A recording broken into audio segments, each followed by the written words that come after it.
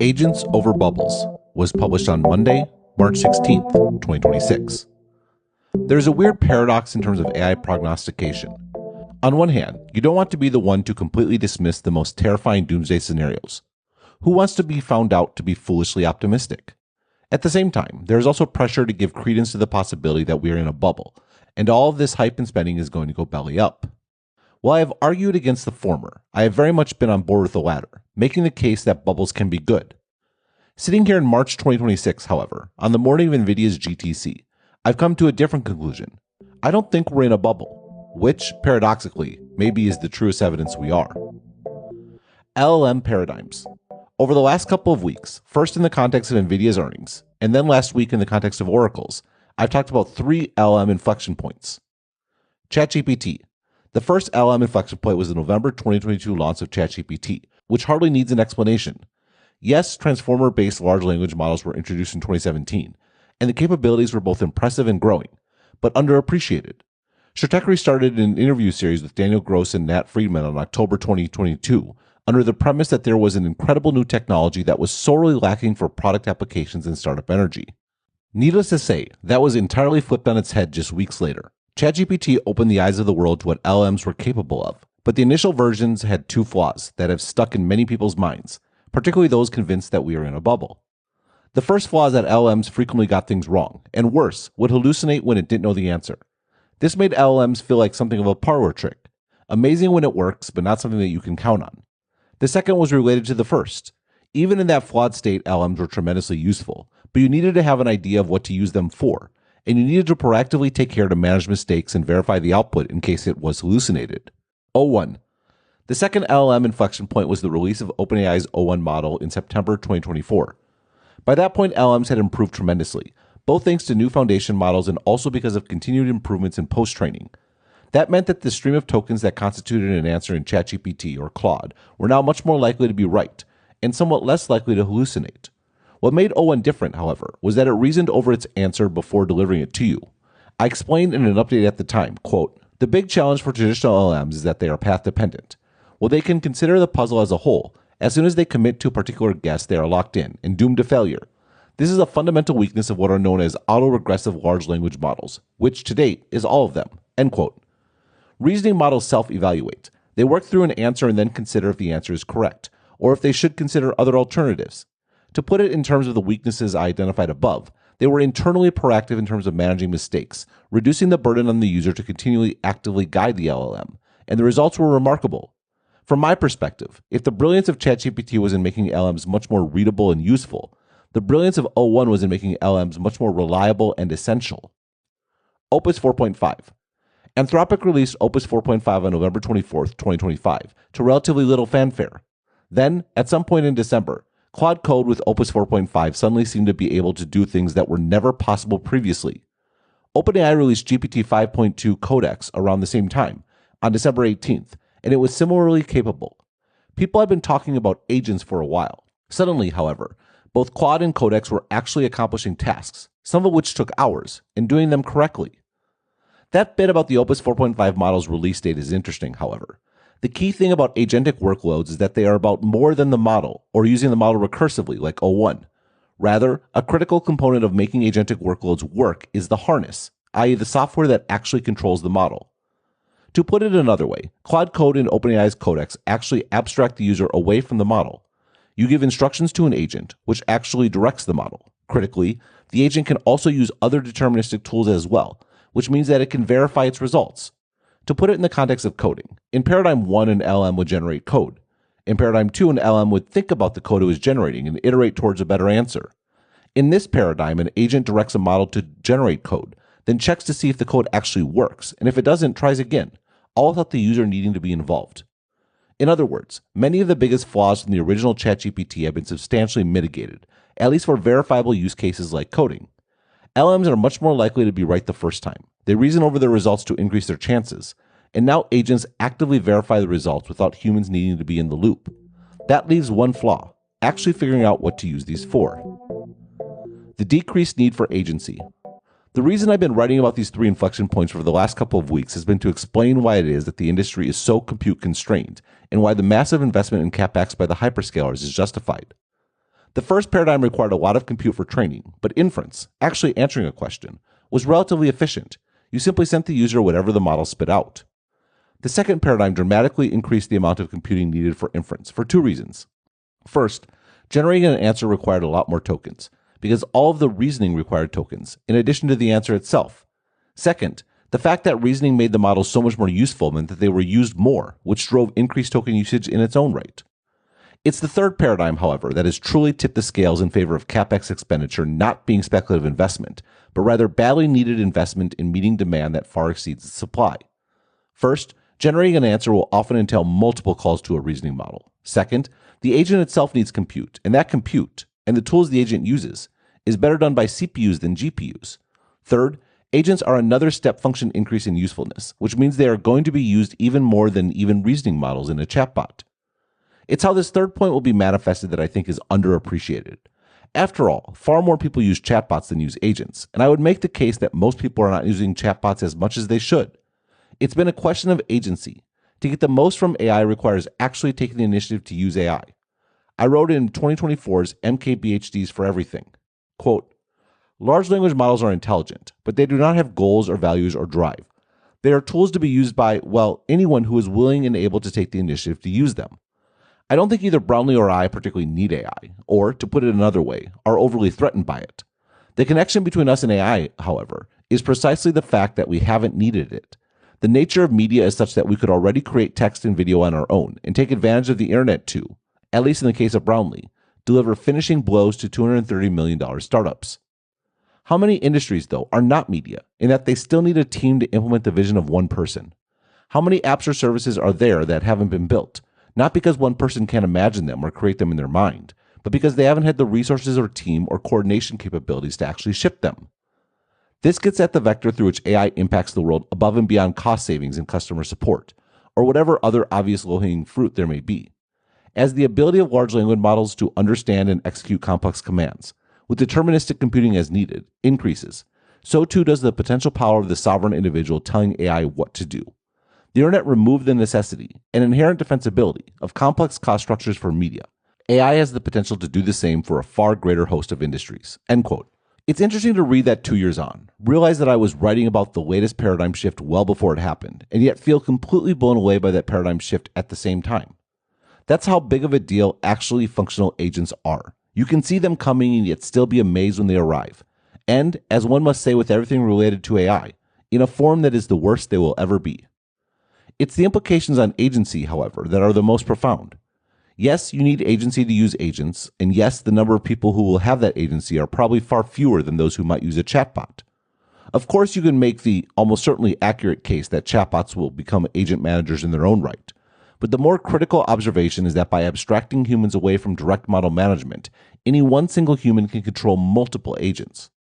What this means in terms of compute, and by extension economic impact, is that it actually won't require that many people with agency to drastically increase the amount of compute that is actively utilized to create products with meaningful economic impact. In other words, the rise of agents doesn't just mean a dramatic increase in compute, but also a narrowing of the need for wide-scale adoption by humans for that demand to manifest. Yes, AI still needs agency.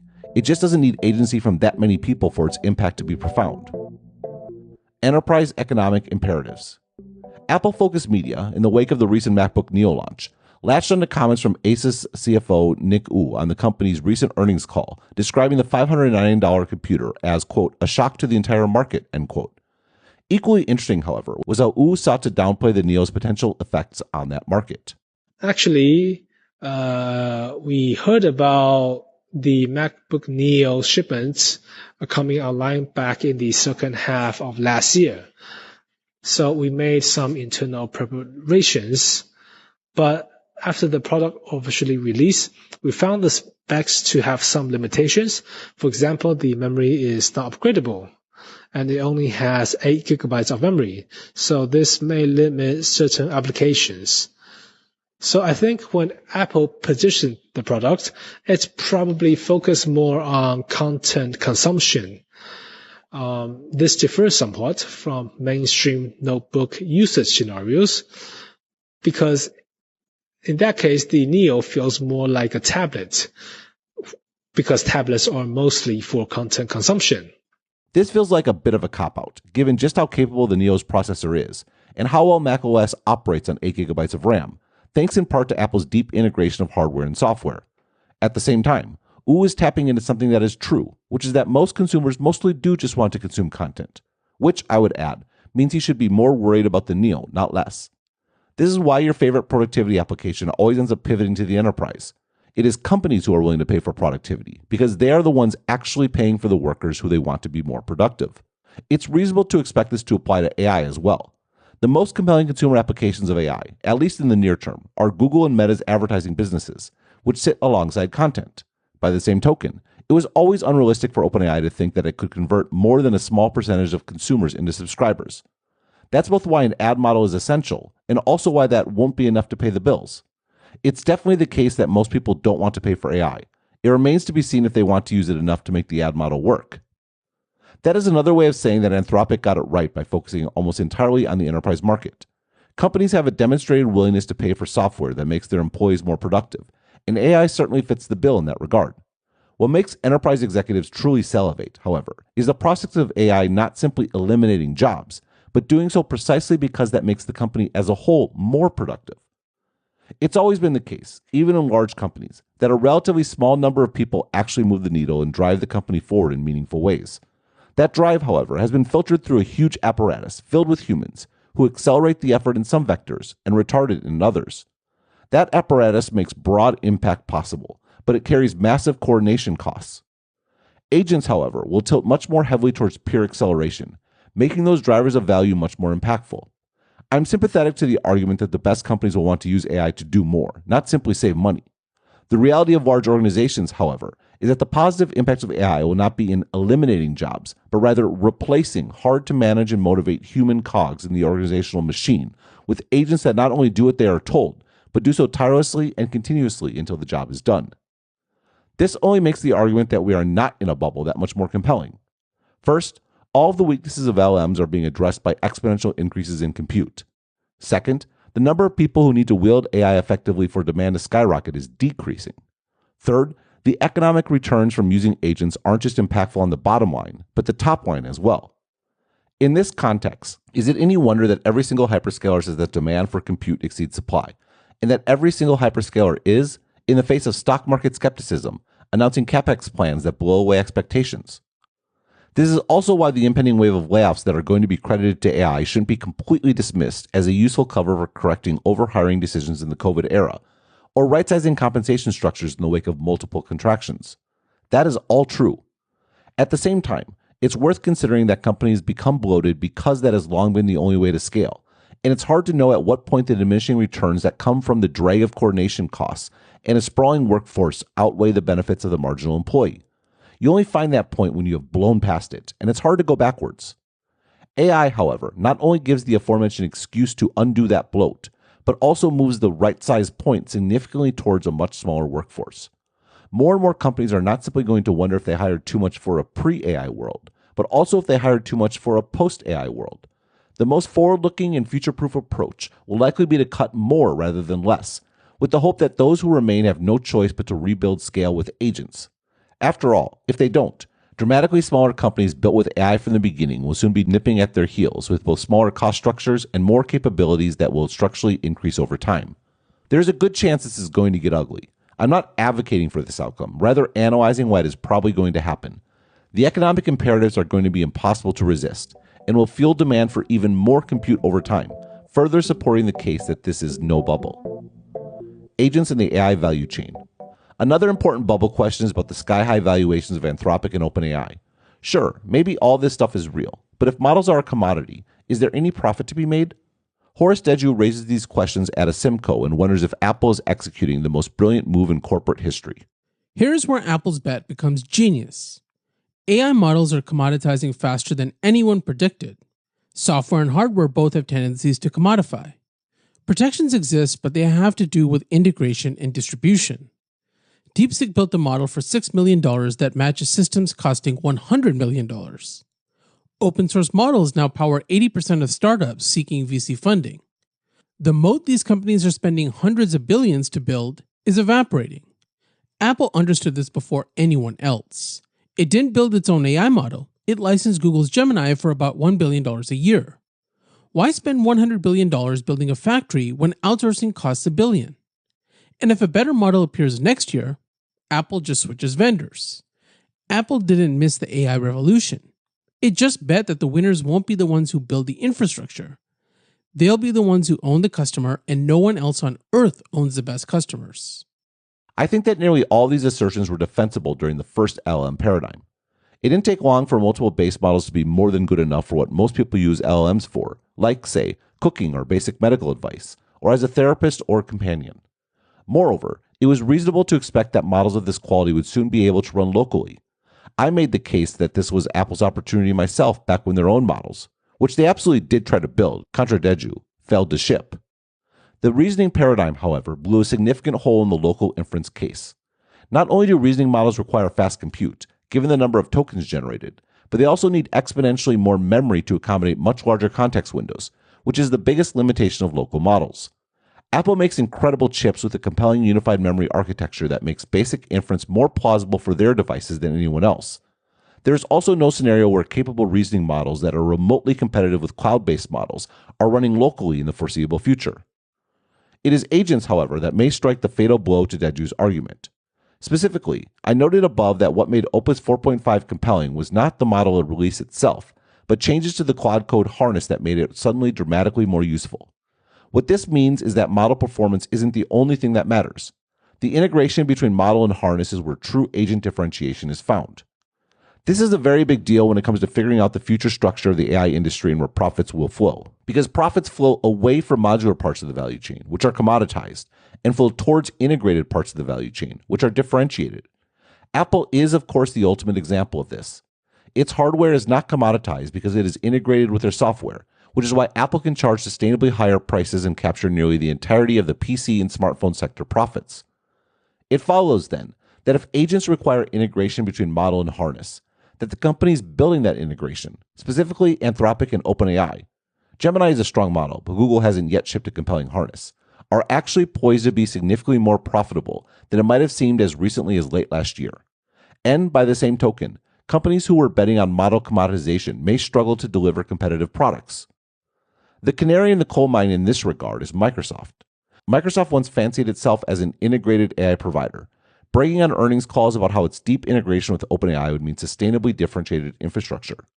A month later, OpenAI nearly imploded, and Microsoft pivoted, talking increasingly about models as commodities and a core AI strategy that entailed building infrastructure around models that themselves would be interchangeable and abstracted away from Microsoft's customers. Fast forward to last week, however, when Microsoft revealed how they will handle the potential business impact of AI reducing seats, which is a bit of a problem for their seat-based business model. The company is going to bundle AI into a new higher-tiered enterprise offering, E7, which is going to cost twice as much, $99 per seat per month, as the formerly top-of-the-line E5. That's a big increase, which Microsoft needs to justify with AI that actually makes those seats more productive, and the product they launched with the new bundle was Copilot Cowork.